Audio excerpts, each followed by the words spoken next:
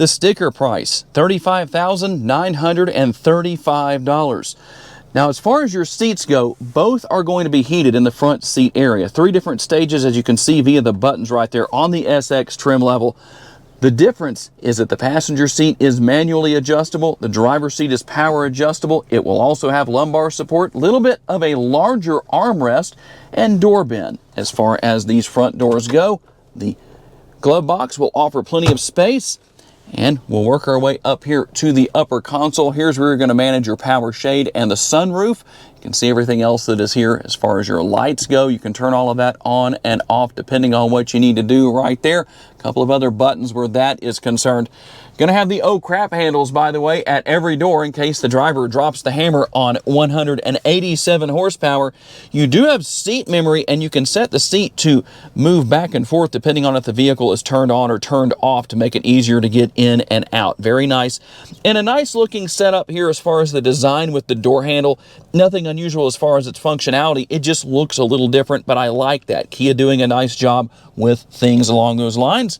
And you're going to have the one touch down front windows, one touch up on the front windows, but you will have to hold the button down to lower and raise the windows here in the rear. Now, one thing that we also have is the power folding side view mirrors. You can fold those by pushing the button right there. And we'll also have things such as the controls for our side view mirrors, lock and unlock, and you can lock the windows if you want to do that. And you can open and close the power tailgate right here. We've got our power parking brake. You're going to have your traction control right there if you want to use that. We can drop the lever right here to adjust the tilt and telescopically adjustable steering wheel and all of your different steering wheel mounted controls here depending on what you want to do. I do like that you have the drive mode selector right here on the steering wheel as opposed to being maybe down here on the center console. A little bit more driver focused that way. And here are your driving modes. You're going to have normal, sport, and then you also have my drive depending on what you want to do. You can also see some of the changes that take place with the driver's display depending on the mode that you are driving in. Everything over here for our front and rear window wipers on the right-hand side of the steering column. On the left, everything for your headlights and taillights and your turn signal indicators activated right there. Very nice modern look with the curved display right here that you can see that is available with the Sportage for 2026. That's going to look nice. Nice modern look and easy to use. You have your built-in navigation right here. You have Apple CarPlay and Android Auto that are going to be wireless. You can watch YouTube, so you can watch Vehicle Visionary videos, or at least let your passenger do that. But you can do that. It's here, one of those nice little things. And you can see some of the other features and functions that we have. And if you're wondering, where are all of the different icons? We go to Setup, and here's where you're going to find that. And you can see all of your different options here with vehicle, navigation, sound, all of that's going to be here. You can go over here to vehicle and see a few more things depending on what you need to do. You got driver assistance, that's going to be here. Everybody wants to know what we have going on where that is concerned.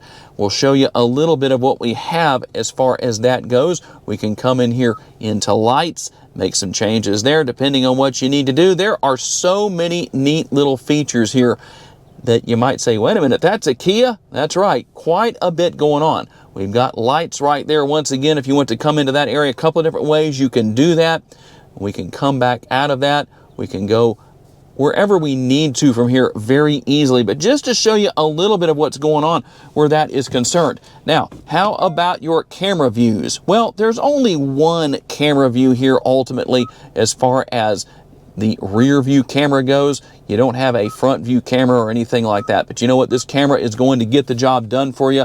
You've got all of your great safety features such as lane keeping assist. You've got the parking sensors. All of that's going to be here and work very well.